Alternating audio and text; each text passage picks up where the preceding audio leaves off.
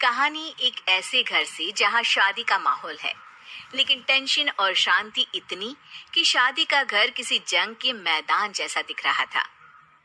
अरे जैसा मर्जी डेकोरेशन कर दो, पैसों की चिंता मत करो। इतना पैसा जब लड़के वालों को दे दिया तो फूल वालों को देने में मुझे क्या दिक्कत है? अरे धीरे बोलो ना, साफ लग रहा है कि फ्रस्ट्रेटेड हो। अरे तुम तो चुप ही रहो। एक बेटी संभाल नहीं पाई। सारा दिन मैं काम पर जाता था, सोचता था घर पर बच्चों को अच्छे से संस्कार मिल रहे होंगे, लेकिन नहीं, मैडम को तो अपनी किटी और फैशन से फुर्सत मिले तब ना। माँ चुपचाप वहां से चली जाती है। समझ में नहीं आता कि आखिर शर्मा खानदान में हो क्या रहा है। कल तक चिड़िया सी फुदकने वाली शीना की शादी यूं अचानक एक मोटे काले लड़के से क्यों हो रही है? शीना कमरे में हाथ में गुड़िया लिए बोलती है, मेरे साथ जो हो रहा है ठीक हो रहा है। तुम तो सब जानती हो, साहिल मेरे लिए भगवान है। अब जब वो ही नहीं मिला तो फिर कोई भी हो, जिंदगी ही तो जीनी है, जी लेंगे। बाहर शीना की बुआ किसी से बात करती है। अरे मोटा नहीं, उसे तो खाते पीते घर का कहते हैं। अब ओबेरॉय का नाम भी किसी को बताने वाली बात है। उनका इकलौता लड़का तो करोड़ों की सामी तो है ही। अरे हमारी शीना बिटिया तो रानी बनेगी, रानी। इन सब के बीच कहीं कोने पर शीना हाथ में मेहंदी सजाए बैठी थी और आंखों में आंसू सजाए। और वो समय भी आ जाता है जब शीना मंडप के नीचे हाथ में वरमाला लिए खड़ी होती है, लेकिन तभी अफरा तफरी मच जाती है। कोई कहता है, अरे लड़के की माँ को हार्ट अटैक आ गया। अरे अच्छी खासी थी, कैसे हो गया? अरे कहते हैं ना, किसी किसी लड़की के पैर अच्छे नहीं होते, हो सकता है कि मनहूस है ये लड़की। शीना पास खड़ी सब सुन रही थी। फिर शीना अपने कमरे में आ जाती है। शादी ये कहकर नहीं होती कि लड़की मनहूस है।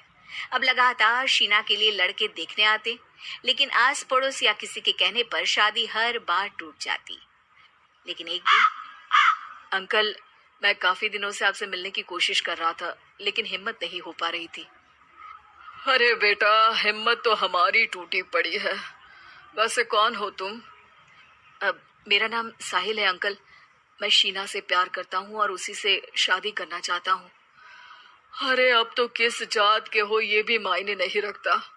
बेटा, मेरी बेटी मनहूस है, ये सब कहते हैं कि इसीलिए उसकी शादी नहीं हो पा रही। अगर तुम शादी करने को तैयार हो तो ठीक है। शीना की शादी साहिल से हो जाती है। अगले दिन साहिल की माँ का देहांत हो जाता है और एक बार फिर लोग शीना को अपशकुनी कहने लगते हैं। अरे खा गई दीदी को ये। अरे क्या जरूरत थी साहिल किसी मनहूस को घर लाने की? पर बुआ, माँ की तो तबीयत पिछले कई साल से खराब थी। डॉक्टर्स ने जवाब दे दिया था। क्या पता ये भी उनका सौभाग्य हो कि वो बहू का मुंह देख पाई। अरे बहू का मुंह देख पाई, या ये कह लो कि बहू का मुंह देखते ही स्वर्ग लोक सिधार गई। खैर, हमें क्या, घर तुम्हारा है, हम तो चले। अब शीना को खुद पर ही शक होने लगता है कि कहीं सच में वो अपशकुनी तो नहीं।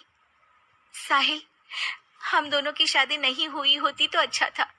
देखो ना, कैसे पहले मेरी शादी टूटती थी और अब तुम्हारी माँ भी।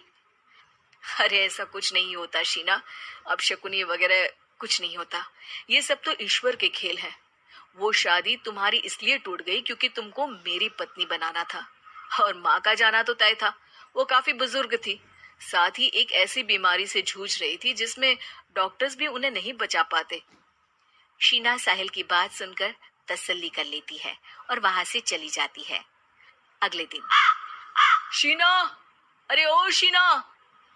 क्या हुआ? उफ, कहीं फिर मेरी वजह से कोई नुकसान? अरे नहीं नहीं शीना, तुम जानती हो, जिस प्रॉपर्टी के केस को हम बरसों से लड़ रहे थे उस पर फैसला आ गया, वो भी हमारे हक में।